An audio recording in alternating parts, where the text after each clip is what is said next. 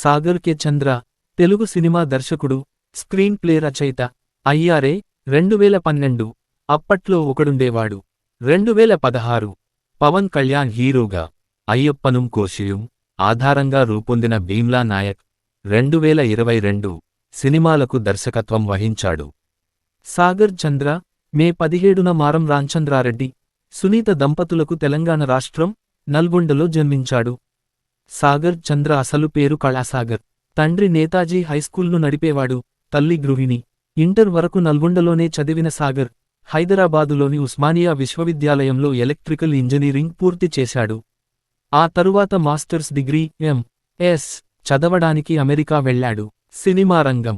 అమెరికాలో తను చదివే దక్షిణ ఇల్లినాయిస్ విశ్వవిద్యాలయంకు అనుబంధంగా ఉన్న ఓ ఫిల్మ్ స్కూల్లో జరిగే షూటింగ్స్ చూడడంతో పాటు కొందరు విద్యార్థులతో ఏర్పడిన పరిచయం వల్ల సాగర్కు సినిమా దర్శకత్వంపై ఆసక్తి కలిగింది. తను కూడా ఫిల్మ్ స్కూల్లో చేరి కోర్స్ పూర్తి చేశాడు. ఎం.ఎస్. చదువులతో పెద్ద సంస్థలో ఉద్యోగం వచ్చింది.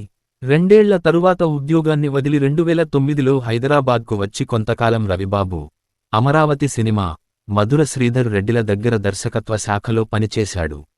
2012లో శివాజీ, రాజేంద్ర ప్రసాద్ ప్రధాన పాత్రల్లో వచ్చిన అయ్యారే సినిమాతో దర్శకుడిగా అరంగేట్రం చేశాడు.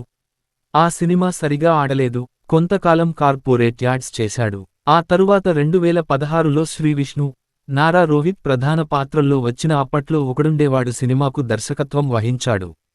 సాగర్ కె చంద్ర తన 3వ సినిమాగా సితార ఎంటర్టైన్మెంట్స్ బ్యానర్లో పవన్ కళ్యాణ్ హీరోగా నటించిన భీమ్లా నాయక్ నటించిన చిత్రానికి దర్శకత్వం వహించాడు. సినిమాలు. అయ్యారే 2012, అప్పట్లో ఒకడుండేవాడు 2016, భీమ్లా నాయక్ 2022. టైసన్ నాయుడు. పురస్కారాలు. నంది పురస్కారాలు. ఉత్తమ దర్శకుడు స్పెషల్ జ్యూరీ, అప్పట్లో ఒకడుండేవాడు